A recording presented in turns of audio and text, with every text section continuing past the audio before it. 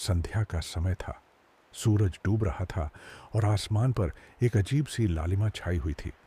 शहर के कोने पर बसी शिवपुर नाम की एक छोटी सी जगह, जहां के लोग सादगी भरा जीवन जीते थे। लेकिन इस सादगी के बीच एक चीज थी जिसने गांव वालों को दशकों से डरा रखा था। पुरानी हवेली। हवेली शहर से थोड़ी दूरी पर घने पेड़ों के बीच खड़ी थी। यह हवेली सैकड़ों साल पुरानी थी। इसके दरवाजे जंग खा चुके थे और खिड़कियों पर लटकते पर्दे हवा के साथ झूलते रहते। वहां का हर कोना खामोशी से भरा था, लेकिन वह खामोशी साधारण नहीं थी। ऐसा लगता जैसे हवेली के अंदर कुछ सांसें ले रहा हो। गांव वालों का मानना था कि यह हवेली कभी एक धनी परिवार की थी, लेकिन एक दिन वहां कुछ ऐसा हुआ कि पूरी हवेली वीरान हो गई। लोगों का कहना था कि रात के समय हवेली से किसी औरत की चीखें सुनाई देती हैं, पर कोई इतना साहसी नहीं था कि यह पता लगाने जाए कि ये चीखें किसकी हैं। अर्जुन, एक पत्रकार जो हमेशा रहस्यमयी कहानियों के पीछे भागता था, इस बार उस पुरानी हवेली की सच्चाई जानने शिवपुर पहुंचा। उसके हाथों में एक पुराना अखबार था जिसमें हवेली से जुड़े अजीबो गरीब किस्सों का जिक्र था। अर्जुन को इस बात में यकीन नहीं था कि ऐसी कोई बात सच हो सकती है। क्या तुम सच में उस हवेली जाना चाहते हो? शिवपुर के बुजुर्ग रामलाल ने अर्जुन से पूछा। हाँ, मुझे सच का पता लगाना है। डर से भागना मेरी फितरत नहीं, अर्जुन ने मुस्कुराते हुए जवाब दिया। रामलाल ने अर्जुन की ओर देखा और कहा, अगर तुम वहां गए तो शायद लौट ना पाओ। बहुत लोग गए हैं लेकिन कोई वापस नहीं आया। वो जगह इंसानों के लिए नहीं है। अर्जुन ने गांव वालों की चेतावनी को नजरअंदाज करते हुए हवेली में जाने का फैसला किया। शाम को उसने अपने कैमरे, नोटबुक और टॉर्च के साथ हवेली की ओर कदम बढ़ाया। रास्ते में पेड़ों के बीच से बहती ठंडी हवा उसके गालों को छूती जा रही थी। आसमान में बादल गहराते जा रहे थे और हर कदम के साथ अर्जुन को ऐसा महसूस हो रहा था जैसे कोई उसका पीछा कर रहा हो। जब वह हवेली के दरवाजे तक पहुंचा तो उसने देखा कि दरवाजे पर एक बड़ा ताला लगा था, लेकिन जैसे ही उसने उसे छुआ, ताला अपने आप खुल गया। अर्जुन ने इसे इत्तेफाक समझकर अंदर कदम रखा। हवेली के अंदर का नजारा कुछ और ही था। दीवारों पर जाले लटक रहे थे, फर्श पर धूल की मोटी परत जमी थी। लेकिन सबसे अजीब बात यह थी कि पूरे माहौल में एक अजीब सी ठंडक थी। अर्जुन ने अपनी टॉर्च चालू की और हवेली के अंदरूनी हिस्से को देखने लगा। हॉल के एक कोने में उसे एक टूटी हुई कुर्सी दिखाई दी, जिसके पास एक पुराना शीशा पड़ा था। उस शीशे में अर्जुन को एक परछाई दिखाई दी, लेकिन जैसे ही उसने पलट कर देखा, वहां कुछ भी नहीं था। यह सब मेरा वहम है, अर्जुन ने खुद से कहा। जैसे ही उसने आगे बढ़ने की कोशिश की, उसे ऐसा महसूस हुआ कि कोई उसके पीछे खड़ा है। उसने पीछे मुड़कर देखा, लेकिन वहां कोई नहीं था। तभी एक दरवाजा खुद ब खुद खुला और एक तेज हवा का झोंका उसके चेहरे से टकराया।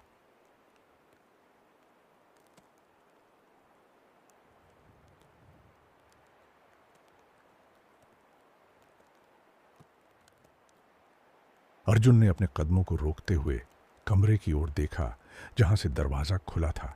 उसने अपने दिल को मजबूत किया और उस दरवाजे के अंदर कदम रखा। कमरा अंधेरा था, पर जैसे ही उसने टॉर्च की रोशनी डाली, उसकी सांसें अटक गईं।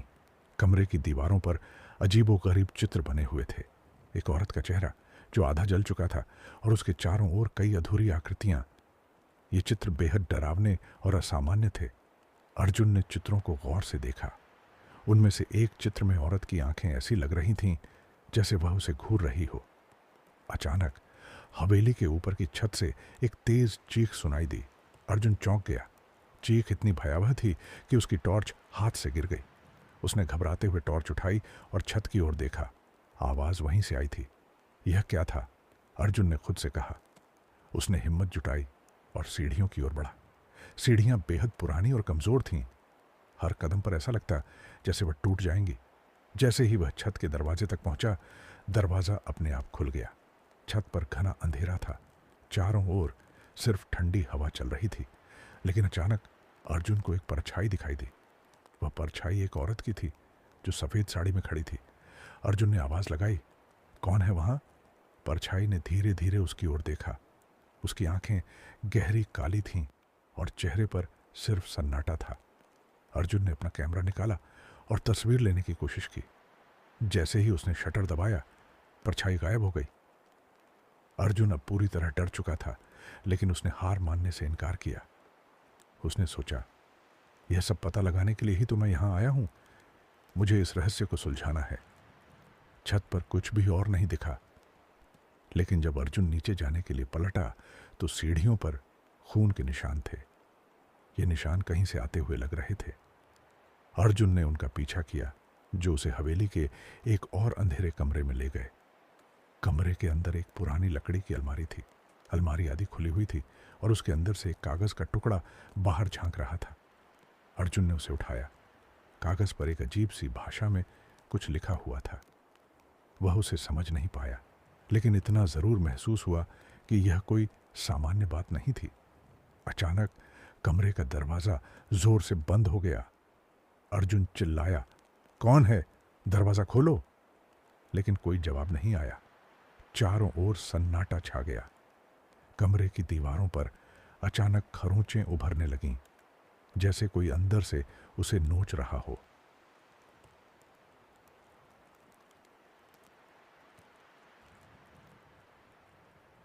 कमरे में अर्जुन चारों तरफ से फंसा हुआ महसूस कर रहा था। दरवाजा अब भी बंद था और दीवारों पर उभरती खरोंचों की आवाज तेज होती जा रही थी। उसने जल्दी से अपनी टॉर्च चालू की, लेकिन अचानक उसकी रोशनी झपकने लगी। मुझे यहां से बाहर निकलना होगा, अर्जुन ने खुद से कहा। अचानक कमरे में एक हल्की सरसराहट की आवाज आई, जैसे कोई अर्जुन के पीछे खड़ा हो। उसने तुरंत पलटकर देखा, पर वहां कोई नहीं था। उसकी सांसें तेज हो रही थीं। तभी उसे अलमारी के पास हलचल महसूस हुई। अलमारी के दरवाजे धीरे धीरे अपने आप खुलने लगे। अर्जुन ने टॉर्च की रोशनी वहां डाली और देखा कि अलमारी के अंदर एक लकड़ी का छोटा सा बॉक्स रखा था। उसने धीरे से बॉक्स को उठाया। बॉक्स बेहद पुराना और भारी था। उसके ऊपर अजीब तरह के निशान बने हुए थे। अर्जुन ने उसे खोलने की कोशिश की, लेकिन बॉक्स बंद था। तभी उसे याद आया कि उसने खून के निशान का पीछा करते हुए जो कागज पाया था, उसमें शायद इस बॉक्स को खोलने का राज छुपा हो। अर्जुन ने कागज को गौर से देखा। उस पर लिखी अजीब भाषा अब भी उसकी समझ से परे थी, लेकिन कागज पर एक चाबी की तस्वीर बनी हुई थी। क्या यह चाबी इस हवेली में कहीं छुपी हो सकती है? उसने सोचा। अर्जुन जैसे तैसे दरवाजा खोलने में कामयाब हुआ और नीचे की ओर भागा। लेकिन नीचे पहुंचते ही उसे एहसास हुआ कि हवेली अब पहले से भी ज्यादा अजीब लग रही थी। हर कोना किसी डरावनी आंख की तरह उसे देख रहा था। हॉल में अब कुछ फुसफुसाहट की आवाजें आने लगीं। ये आवाजें इतनी धीमी थीं कि वे किसी खंडित मंत्र की तरह लग रही थीं। अर्जुन ने अपने कैमरे को रिकॉर्डिंग मोड पर चालू किया और चारों ओर देखने लगा। तभी उसे फर्श पर एक और खून का निशान दिखा। यह निशान एक दरवाजे तक जाता था, जो शायद हवेली के तहखाने का दरवाजा था। अर्जुन ने दरवाजे को खोलने की कोशिश की, लेकिन यह अंदर से बंद था। उसने दरवाजे के पास झुककर सुना तो अंदर से किसी के गाने की धीमी आवाज सुनाई दी। यह आवाज किसी प्राचीन लोकगीत की तरह लग रही थी, लेकिन इसके बोल इतने डरावने थे कि अर्जुन का दिल दहल गया। अर्जुन ने पूरी ताकत लगाकर दरवाजे को तोड़ दिया। तहखाने में अंधेरा और सीलन भरा माहौल था। उसने टॉर्च की रोशनी में देखा कि दीवारों पर अजीब तरह के चिन्ह बने हुए थे। इनमें से कई चिन्ह वही थे जो उसने उस लकड़ी के बॉक्स पर देखे थे। तहखाने के बीचों बीच एक गोल दायरा बना हुआ था। दायरे के चारों ओर मोमबत्तियां रखी थीं जो बुझ चुकी थीं। अर्जुन ने दायरे के पास जाकर देखा तो वहां एक पुरानी लोहे की चाबी पड़ी थी। क्या यह वही चाबी है? उसने खुद से पूछा। लेकिन जैसे ही उसने चाबी उठाई, तहखाने की दीवारों पर बनी आकृतियां अचानक से हिलने लगीं। ऐसा लगा जैसे वे जिंदा हो गई हों। अर्जुन ने घबराकर पीछे हटने की कोशिश की, लेकिन तभी एक ठंडी हवा का झोंका आया और सारी मोमबत्तियां अपने आप जल उठीं। मोमबत्तियों की रोशनी में अर्जुन ने देखा कि दायरे के अंदर अब खून से बने नए निशान उभर आए थे। ये निशान एक अधूरी रस्म का हिस्सा लग रहे थे। अर्जुन ने चाबी को कसकर पकड़ा और तहखाने से बाहर निकलने की कोशिश की। जैसे ही अर्जुन तहखाने से बाहर निकला, उसने महसूस किया कि उसके पीछे कोई दौड़ रहा है। उसने पलट कर देखा तो एक काली छाया तेजी से उसकी ओर बढ़ रही थी। अर्जुन ने दौड़ते हुए दरवाज़ा बंद कर दिया और ऊपर की ओर भागा। लेकिन जैसे ही वह ऊपर पहुंचा, हवेली के हॉल में सब कुछ बदल चुका था। दीवारें काली पड़ चुकी थीं, फर्श पर खून की नदी बह रही थी और हवेली में चीखों की आवाजें गूंज रही थीं। अर्जुन के हाथ से चाबी गिर गई। अब मैं फंस गया हूं, उसने कांपती आवाज में कहा।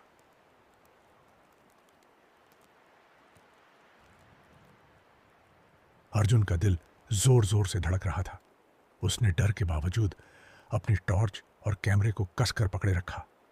हवेली के हर कोने से एक डरावना सन्नाटा गूंज रहा था और बीच बीच में उन चीखों की आवाजें माहौल को और भयानक बना रही थीं। हॉल के फर्श पर बहते खून के बीच चाबी पड़ी थी। अर्जुन ने डरते डरते चाबी को उठाया। उसकी नजर फिर से लकड़ी के बॉक्स पर गई। शायद यही बॉक्स इस सब का जवाब है, उसने खुद से कहा। जैसे ही अर्जुन ने बॉक्स खोलने की कोशिश की, उसके कानों में एक गूंजती हुई आवाज सुनाई दी। ये मत करो, जो सोया है उसे सोने दो। अर्जुन ने घबराकर चारों ओर देखा, लेकिन वहां कोई नहीं था। फिर अचानक अर्जुन के दिमाग में एक धुंधली छवि उभरने लगी। यह छवि किसी सपने जैसी थी। उसने देखा कि वही सफेद साड़ी वाली औरत जिसकी परछाई उसने छत पर देखी थी, अब एक बड़े पूजा मंडप के पास खड़ी थी। उसके हाथ में वही लकड़ी का बॉक्स था और उसके चेहरे पर गुस्सा और दर्द झलक रहा था। कौन हो तुम? अर्जुन ने सपने में उस औरत से पूछा। औरत ने उसकी तरफ देखा और एक कड़कती आवाज में कहा, तुमने मुझे जगा दिया, अब मैं तुम्हें कभी चैन से नहीं जीने दूंगी। अर्जुन इस सपने से तुरंत बाहर आ गया। उसका माथा पसीने से भीग चुका था, लेकिन वह खुद को संभालते हुए फिर से बॉक्स को खोलने की कोशिश करने लगा। जैसे ही अर्जुन ने चाबी से बॉक्स को खोला, अंदर से एक पुरानी किताब मिली। इस किताब के पन्ने जले हुए थे और उस पर एक अजीब सी भाषा में कुछ लिखा था, लेकिन किताब के बीच में एक फोटो रखा हुआ था। फोटो में वही औरत थी जिसे अर्जुन ने छत पर देखा था। किताब को छूते ही हवेली का माहौल और भी भयानक हो गया। दीवारों पर जले हुए हाथों के निशान बनने लगे और चीखों की आवाजें अब इतना तेज हो गईं कि अर्जुन के कान सुन्न होने लगे। यह सब क्या हो रहा है? आखिर यह औरत कौन है? अर्जुन ने डरते हुए कहा। अर्जुन ने किताब और फोटो को उठाया और सीढ़ियों की ओर दौड़ा। वो जानता था कि सारे जवाब छत पर ही मिलेंगे। जैसे ही वह छत पर पहुंचा, उसने देखा कि वहां एक बड़ा सा पूजा का मंडप खड़ा था। मंडप के चारों ओर जली हुई मोमबत्तियां थीं और बीच में वही औरत खड़ी थी। उसका चेहरा पूरी तरह जला हुआ था और उसकी आंखों से सिर्फ गुस्सा और दर्द झलक रहा था। तुमने मुझे क्यों जगाया? औरत ने कड़कती आवाज में पूछा। अर्जुन ने हिम्मत जुटाते हुए कहा, मैं जानना चाहता हूं कि यहां क्या हुआ था। इस हवेली का सच क्या है? औरत ने उसकी तरफ देखा और कहा, यह हवेली कभी मेरी थी। मैं इस हवेली की रानी थी, लेकिन मेरे अपने ही परिवार ने मुझे इस मंडप में जिंदा जला दिया, क्योंकि मैं उनकी काली रस्मों को पूरा नहीं करना चाहती थी। वे मुझे भूल गए, लेकिन मेरी आत्मा यहां कैद हो गई और अब तुमने मुझे जगा दिया है। अब यह हवेली तुम्हारी कब्र बनेगी। अर्जुन ने डर के बावजूद अपने कैमरे को चालू रखा। उसने उस औरत से कहा, मैं तुम्हारी सच्चाई सबके सामने लाऊंगा, तुम्हें इंसाफ मिलेगा, लेकिन मुझे जाने दो। औरत ने हंसते हुए कहा, इंसाफ? इस हवेली में कोई इंसाफ नहीं है। यहां जो आता है वह यहीं रह जाता है। अचानक हवेली के चारों ओर की दीवारें हिलने लगीं।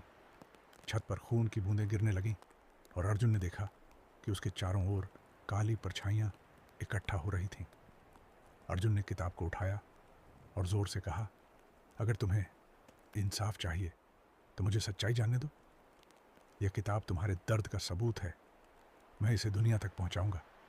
औरत की आंखों में एक पल के लिए दर्द झलकने लगा, लेकिन अगले ही पल वह गायब हो गई और हवेली का सन्नाटा फिर से लौट आया।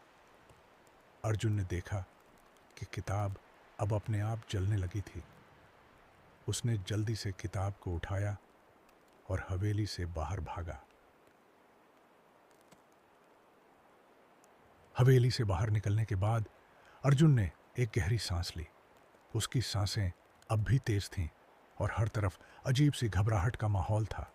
आसमान में अंधेरा और गहरा हो चुका था। अर्जुन ने अपनी घड़ी देखी। रात के 2 बज रहे थे। हवेली के दरवाजे से निकलने के बाद उसने पलट कर देखा।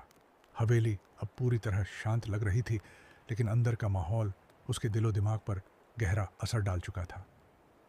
अर्जुन ने रात में ही गांव के प्रधान रामलाल के घर दस्तक दी। दरवाज़ा खोलते ही रामलाल उसे देखकर सन्न रह गए। तुम वापस आ गए? रामलाल के चेहरे पर अविश्वास साफ झलक रहा था।